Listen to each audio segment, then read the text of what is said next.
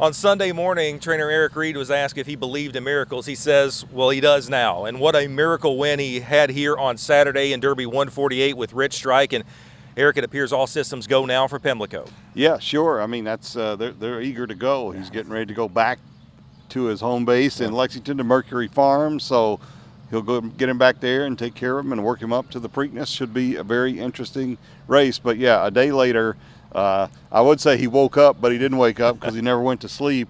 But the rest of us woke up, and that really did happen. Yeah, I haven't slept yet, so I thought I would, but I couldn't. But it's sinking in now. I'm so proud of this horse and all my guys, my jockey. It was a team effort from a long time ago, and we were just trying to get here, and it just went a step further than we could ever have dreamed. So don't know what I can say other than it's just an absolute miracle. I'm happy. I'm happy for my crew. Those guys have gone to the smallest tracks. They've worked, in conditions after our accident at the farm years ago that most people would have never wanted to do again.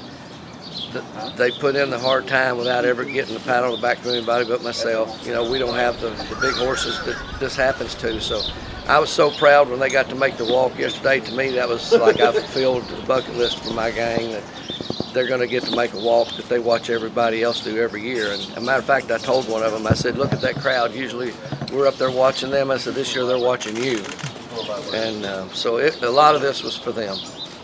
And Eric, what makes his story appealing? Not just that it was the second longest shot in Derby history, but it was the story behind the trainer and everything that he's gone through to get to where he is, and you can tell he's very grateful. Yeah, even without the tragic barn accident that's so much a part of his past that everybody knows about and kind of remembers, but then really remembered after he won the Kentucky Derby, lost 23 horses. He's back up. He's got 120 horses in training, but he never had, he wasn't getting the blue bloods. These weren't the blue chip recruits that he was running. I mean, he talked about his early training days, staying in motels with his longtime assistant trainer, and they took turns sleeping on the floor, and mice would eat the M&Ms if they left them out. And it was humble beginnings, but here they are now, and it's quite a story.